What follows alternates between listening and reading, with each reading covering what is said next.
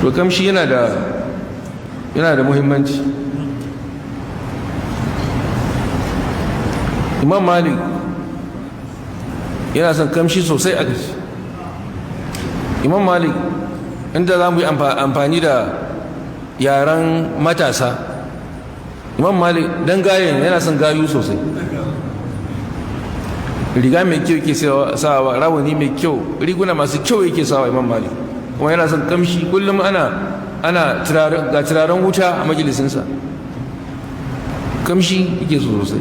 Har rawaito daga an hakaito daga gare shi, ko na mutum zai kashe kuɗi mai yawa wajen sayan turare, ba za a ce ya almubazaranci ba. Ana hakaito wannan zancen daga gare shi, an gane. kaga ana mutane mai duguri sun dace, mutanen Borno wajen damuwa da kamshi. kaga yana faranta rai in kaga mai mutum yana kaji wani kamshi, sai ka ji me, sai ka ji hutun zuci. amma kana ga mai mutum wani wari ya buge ka sai ka ji kana jin haushinsa, ka samu damuwa. duk abin da manzan Allah yana so akwai alheri a ciki. shi sha sa manzan Allah da yake buga wato misali da aboki na gari, me yace? kamar mai sai da turare ba, hamilin misk, yace ɗayan uku ne ko? ima yanin saman ma in shafa ma, kuma galibi wannan halin masu sai da turare ne. ko ba za ka saya ba, kuka sai aka shafa ma, ko ba za ka saya ba, ka samu fa'ida.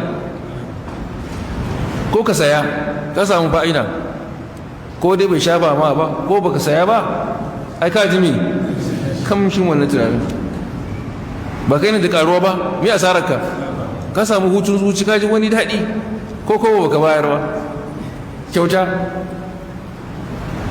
to ana son mutum ya zamanto yana amfani da turare, wannan yana da kyau. sai hadisi na gaba yake cewa haddathana Imam Tirmidhi yake cewa haddathana Muhammad ibn Bashar قال حدثنا عبد الرحمن بن مهدي قال حدثنا عزرة بن ثابت عن ثمامة بن عبد الله قال كان أنس بن مالك لا يرد الطيب. وقال أنس إن النبي صلى الله عليه وسلم كان لا يرد الطيب.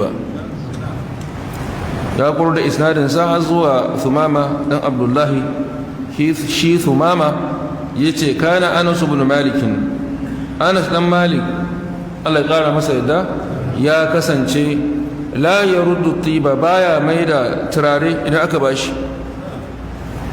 أكشافا مس لا شافا مس